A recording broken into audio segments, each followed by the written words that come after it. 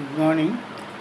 Uh, Today I am going to refer a judgment wherein you can get abundant wealth of knowledge.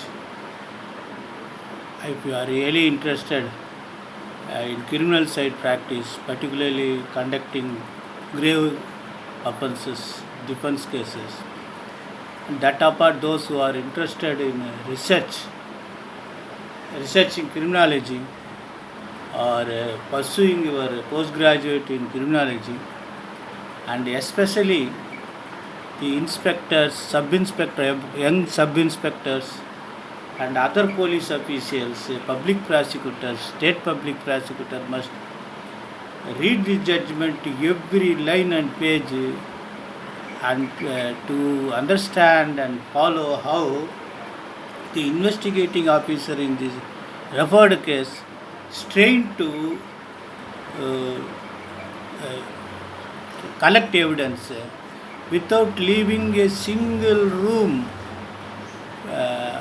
to escape. Such a fantastic investigating officer conducted the investigation.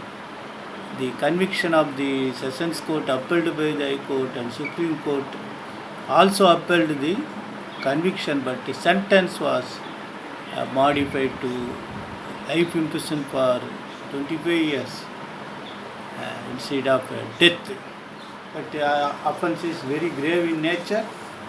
I would like to refer the judgment. So I am very glad to read the judgment for hours together. AR 2020 2451 Supreme Court, Arvind Singh vs. State of Maharashtra. This case refers 364A, kidnapping or abduction for ransom, 302, 34, 138 and 146 of Indian Evidence Act, 106 of Indian Evidence Act, then section 27 recovery Indian Evidence Act, and section 38927 of Indian Evidence Act, 53 of the Indian Penal Code. All these provisions were referred, multi-number of judgments, foreign judgments, and our whole-aged judgment which is being followed time to time was also. This judgment was against the Nagpur bench. Actually, what had happened, Dr. Mukesh Ramanlal Chandak was running a hospital, and his employees, because he is not properly praying, kidnapped his 8 years old child, and thereafter the child was found dead with multiple injuries, and death was due to injuries and suffocation. He lodged a complaint on 1st September 2014. Then the driver Raju Tote, that they are sent along with somebody. Actually, the star witness was PW31 watchman, who informed that when he was sitting near the gate of apartment, two persons, fair complexed boy, aged about 22-25 years, with a red half sleeve T-shirt, and that because that dress resembles the uniform of the hospital which was run by the father of the deceased. Therefore, he allowed the child went along with these persons along with the two-wheelers, and finally, by suspicion, they lodged a complaint, and subsequently, boy's body was recovered.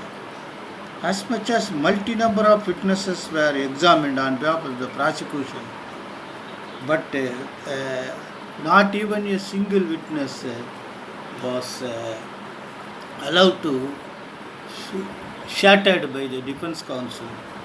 The primary evidence was that ocular evidence of prosecution about kidnapping, then doctrine of last seen together with the victim, evidence of test identification period, evidence of CCTV footage, the evidence for demand of ransom, recovery of dead body by incriminating articles 27 of the Evidence Act, motive, preparation, previous conduct of the accused as required under Section 8 of the Evidence Act, evidence for criminal conspiracy, evidence of CDR, SDR of the relevant telephonic conversation, presumption of factum of murder of victim on the part of the accused, CA report, DNA report, inculpatory in nature. Such a fantastic evidence was collected by the investigator. There were two investigating officers.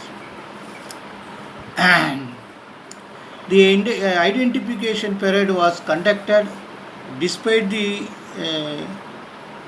suggestion that they were shown to the identifying persons prior to identification period and paper publications, etc. All that was rejected by all the courts. Then the fantastic evidence about section 34 was available at paragraph 14 about meeting of minds between A1 and A2. Then the petrol pump where the accused filled up the petrol and CCTV camera and several other witnesses just saw this accused taking the child from one village to other place. And then the recovery of a dead body. That was also, it was not the place where known to everybody. It was admittedly or evidently that it is at the instance of accused alone the body could be recovered. And several defense arguments were there. Motive and conspiracy was discussed at paragraph 31.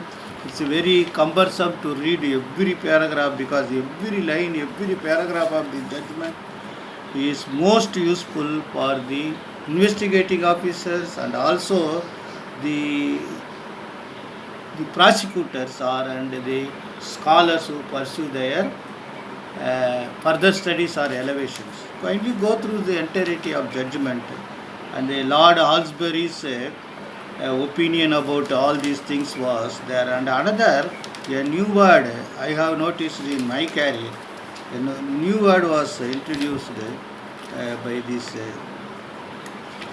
courts. That was 106 Evidence Act shows about the duty bound of the accused about the explanation for, which is bound to disclose. This is called a residual doubt. They say there may not be some residual doubt may be ignored for beyond reasonable doubt. Absolute or mathematical certainty need not be there, which may say the residual doubt. Therefore, guilt beyond reasonable doubt is sufficient. That's what they held in this judgment. And finally, the rarest of rare cases, several cases were discussed and referred. And finally, they said death sentence was converted to life imprisonment, and 25 years of imprisonment was given. Then kindly go through the entirety of judgment. The police officer must, any police officers in my group must kindly go through the judgment para by para, slowly download it from the Google by referring this judgment. Definitely keep that with you so that whenever you have an occasion to conduct grave offences cases, you can follow these investigating officers who conduct the investigation to the high versatile style, which keep confidence on the police service. Best wishes.